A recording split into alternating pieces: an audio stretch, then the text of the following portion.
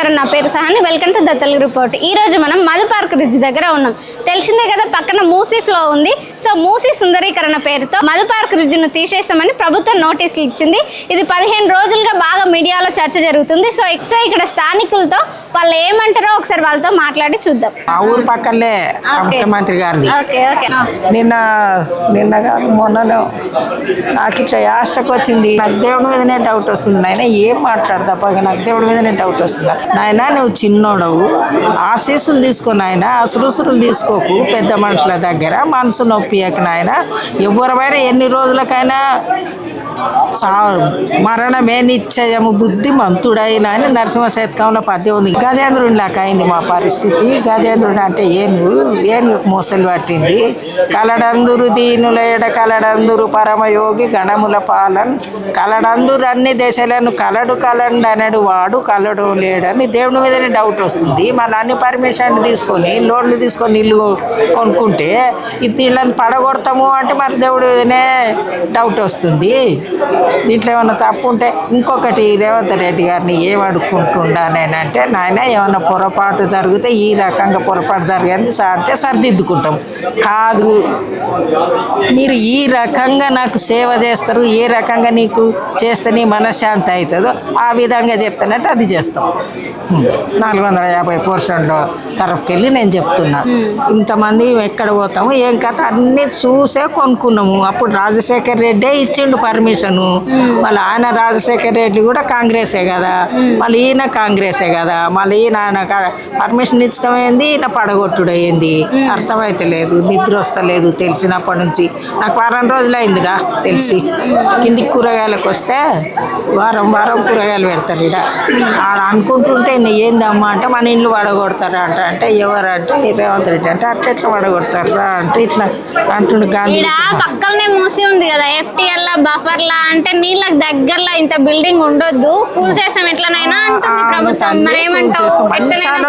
చేసినావు పండుకుంటాం బుల్డోజర్ అని ఓని, లేకపోతే నీళ్ళలో విషం అన్న కలుపు. రెండే నీకు కష్టము ఖర్చు అవసరం లేదు. అయితే నేనేమంటున్నా అంటే నాకు తెలుసో తెలియకనో గోడ కట్టి నాయన, దీనికి గోడ కట్టి మూసున్నది కట్టం గోడ కట్టించి మీదకి వెళ్ళి స్లాబ్ వేసి దాంట్లో గార్డెన్ పెడితే పిల్లలు కూడా ఆడుకుంటారు. 450% మస్తు మంది పిల్లలు ఉంటారు కదా తల్లి, ఆడుకుంటారు. అట్లా చెయ్యని ఒక మాట చెప్తుండా.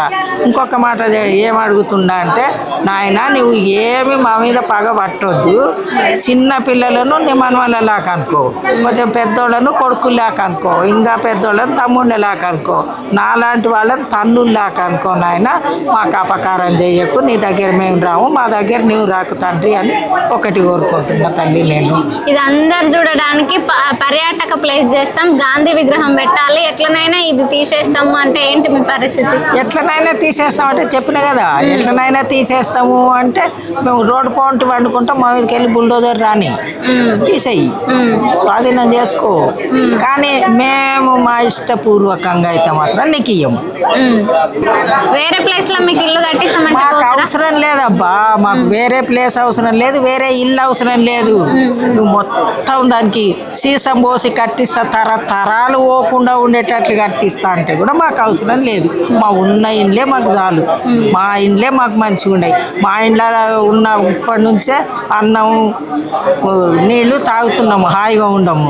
ఇంతవరకు మస్తు రెంట్ ఇండ్లలోనే ఉండి వచ్చినాము. అప్పులు చేసి ఇప్పుడు పిల్లల జాబులు వచ్చినందుకు లోన్లు తీసుకొని కొనుక్కున్నాము ఈ ఇల్లు. రెండే మాటలు, మేము పోము. సంపన్న దాంపు ఏమైనా చేయి, మేము ఇల్లు వేసి పోము. మీరు రెండే మాటలు. సడన్ గా మీకు గూడు లేకపోతే మీ పరిస్థితి ఏంటి?